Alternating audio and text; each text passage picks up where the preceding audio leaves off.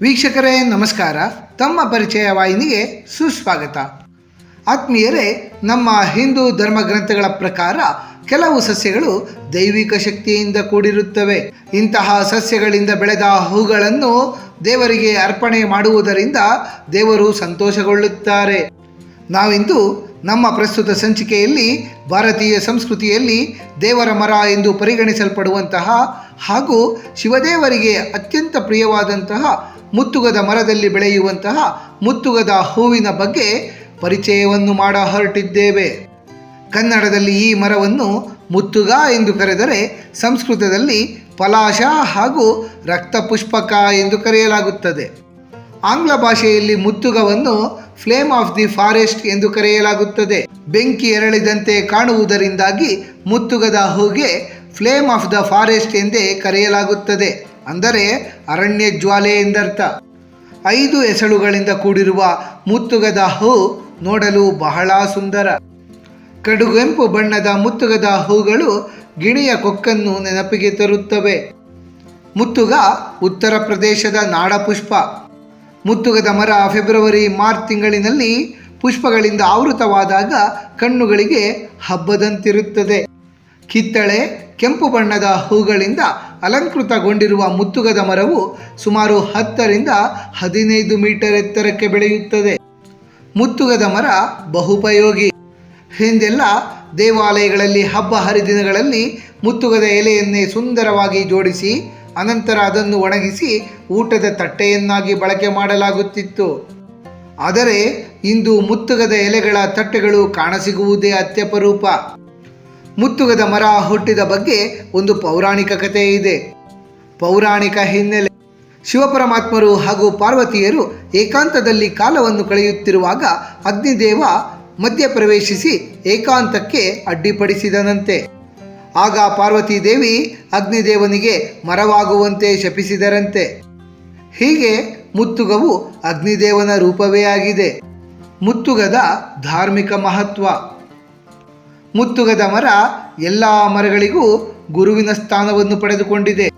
ಹಿಂದೂ ಸಂಪ್ರದಾಯದ ಸಾಕಷ್ಟು ವಿಧಿವಿಧಾನಗಳಲ್ಲಿ ಈ ಮುತ್ತುಗದ ವೃಕ್ಷಕ್ಕೆ ಪ್ರಾಧಾನ್ಯತೆ ಇದೆ.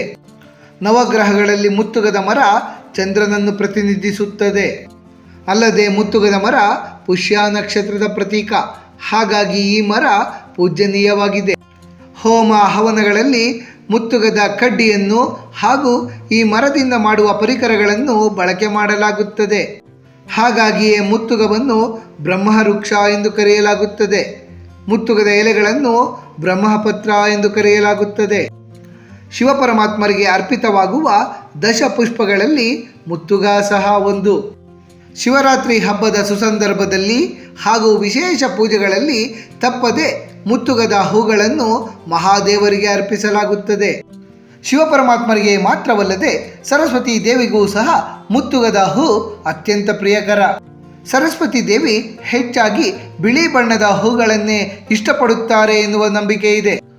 ಆದರೆ ಕೆಂಪು ಬಣ್ಣದ್ದಾಗಿದ್ದರೂ ಸಹ ಮುತ್ತುಗ ಹೂವಿಲ್ಲದಂತಹ ಸರಸ್ವತಿ ದೇವಿಯ ಪೂಜೆ ಅಪೂರ್ಣ ಎಂದೇ ಹೇಳಲಾಗುತ್ತದೆ. ವಸಂತ ಪಂಚಮಿಯ ಈ ಸುದಿನದಂದು ಸರಸ್ವತಿ ದೇವಿಯ ಪೂಜೆಗೆ ಬಳಸಲು ಮುತ್ತುಗದ ಹೂ ಬಹಳ ಶ್ರೇಷ್ಠ. ಕೆಂಪು ಬಣ್ಣದಿಂದ ಕೂಡಿರುವುದರಿಂದ ಮುತ್ತುಗದ ಹೂಗಳು ಲಕ್ಷ್ಮೀ ದೇವಿಗೂ ಸಹ ಬಹಳ ಪ್ರಿಯವಾದದ್ದು. ಈ ಹೂವಿನಲ್ಲಿ ಬ್ರಹ್ಮ ವಿಷ್ಣು ಮಹೇಶ್ವರರು ನೆಲೆಸಿದ್ದಾರೆ ಎನ್ನುವ ನಂಬಿಕೆ ಸಹ ಇದೆ. ಬ್ರಹ್ಮೋಪದೇಶ ಅಥವಾ ಉಪನಯನದ ವಟುವಿಗೆ ಇದೇ ಮುತ್ತುಗದ ಮರದ ಕೋಲನ್ನೇ ನೀಡಲಾಗುತ್ತದೆ. ಇದರಿಂದ ಆತನಲ್ಲಿ ಬ್ರಹ್ಮಚರ್ಯದ ಗುಣಗಳು ಮೂಡುತ್ತವಂತೆ.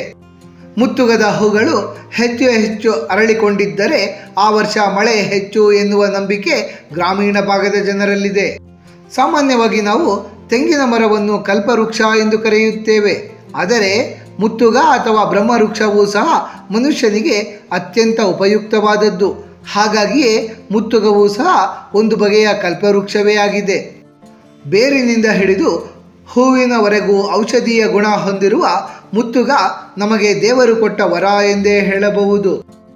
ಮುತ್ತುಗದ ಔಷಧೀಯ ಗುಣಗಳು: ಆಯುರ್ವೇದ ನಾಟಿ ಔಷಧಿಗಳಲ್ಲಿ ಮುತ್ತುಗದ ಗಿಡ, ತೊಗಟೆ, ಹೂ, ಬೀಜಗಳೆಲ್ಲವನ್ನೂ ಸಹ ಬಳಕೆ ಮಾಡಲಾಗುತ್ತದೆ. ಸಕ್ಕರೆ ಕಾಯಿಲೆಯ ನಿಯಂತ್ರಣಕ್ಕೆ ಮುತ್ತುಗದ ಹೂವು ಅಥವಾ ತೊಗಟೆಯನ್ನು ನೀರಿನಲ್ಲಿ ಕುದಿಸಿ ಸೇವಿಸಲಾಗುತ್ತದೆ. ಮುತ್ತುಗದ ಬೀಜದ ಎಣ್ಣೆಯನ್ನು ಬಿಳುಪಿನ ಚರ್ಮ ಅಥವಾ ಕುಷ್ಠರೋಗದ ಜಾಗಗಳಿಗೆ ಲೇಪನ ಮಾಡಿದರೆ ರೋಗ ಹರಡುವುದಿಲ್ಲ. ಮುತ್ತುಗದ ಬೇರನ್ನು ಕುದಿಸಿ ಕಷಾಯವನ್ನಾಗಿ ಮಾಡಿ ಕುಡಿದರೆ ಜೀರ್ಣಕ್ರಿಯೆ ವೃದ್ಧಿಸುತ್ತದೆ. ಮುತ್ತುಗದ ಎಳೆಯ ಎಲೆಗಳನ್ನು ಮಜ್ಜಿಗೆಯಲ್ಲಿ ಅರೆದು ಕುಡಿದರೆ ಮೂಲವ್ಯಾಧಿ ನಿವಾರಣೆಯಾಗುತ್ತದೆ. ಮುತ್ತುಗದ ತೊಗಟೆಯ ಕಷಾಯವನ್ನು ಮಾಡಿ ಕುಡಿದರೆ ಬೇದಿ ನಿವಾರಣೆಯಾಗುತ್ತದೆ. ಮುತ್ತುಗದ ಎಲೆಗಳಿಗೆ ಶರೀರದ ವಿಷಕಾರಿ ಅಂಶಗಳನ್ನು ತೆಗೆದುಹಾಕುವ ಸಾಮರ್ಥ್ಯವಿದೆ. ಹಾಗಾಗಿಯೇ ಇದರ ಎಲೆಗಳನ್ನು ಊಟದ ತಟ್ಟೆಗಳನ್ನಾಗಿ ಮಾಡಿ ಅದರ ಮೇಲೆ ಊಟ ಮಾಡುವುದು ಆರೋಗ್ಯಕ್ಕೆ ಬಹಳ ಒಳ್ಳೆಯದು. ಮುತ್ತುಗದ ಬೀಜವನ್ನು ನಿಂಬೆ ರಸದಲ್ಲಿ ತೇಯ್ದು ಲೇಪನ ಮಾಡುವುದರಿಂದ ಮಕ್ಕಳ ದದ್ದು ಗುಣವಾಗುತ್ತದೆ. ಮುತ್ತುಗದ ತೊಗಟೆಯ ಚೂರ್ಣದ ಕಷಾಯವನ್ನು ನಿಯಮಿತವಾಗಿ ಸೇವನೆ ಮಾಡುವುದರಿಂದ ಥೈರಾಯ್ಡ್ ಸಮಸ್ಯೆಯಿಂದಲೂ ಸಹ ಮುಕ್ತಿಯನ್ನು ಪಡೆದುಕೊಳ್ಳಬಹುದು. ಮುತ್ತುಗದ ಯಾವುದೇ ಭಾಗವನ್ನಾದರೂ ತೆಗೆದುಕೊಂಡು ಪುಡಿಯನ್ನಾಗಿ ಮಾಡಿ ಗಾಯಕ್ಕೆ ಲೇಪನ ಮಾಡಿಕೊಂಡರೆ ಗಾಯ ಬೇಗನೆ ಗುಣಮುಖವಾಗುತ್ತದೆ. ಆತ್ಮೀಯರೇ, ದೇವವೃಕ್ಷ ಮುತ್ತುಗ ಮರದ ಕುರಿತು ಹಲವಾರು ವಿಶೇಷ ಮಹತ್ವದ ಮಾಹಿತಿಗಳನ್ನೆಲ್ಲ ತಿಳಿದುಕೊಂಡ ನಮಗೆಲ್ಲರಿಗೂ ಆ ಭಗವಂತನ ಕೃಪಾ ಕಟಾಕ್ಷ ಸದಾಕಾಲ ಇರಲೆಂದು ಕೋರಿಕೊಳ್ಳುತ್ತಾ ಈ ದಿನದ ವಿಶೇಷ ಸಂಚಿಕೆಯನ್ನು ಮುಗಿಸುತ್ತಲಿದ್ದೇವೆ.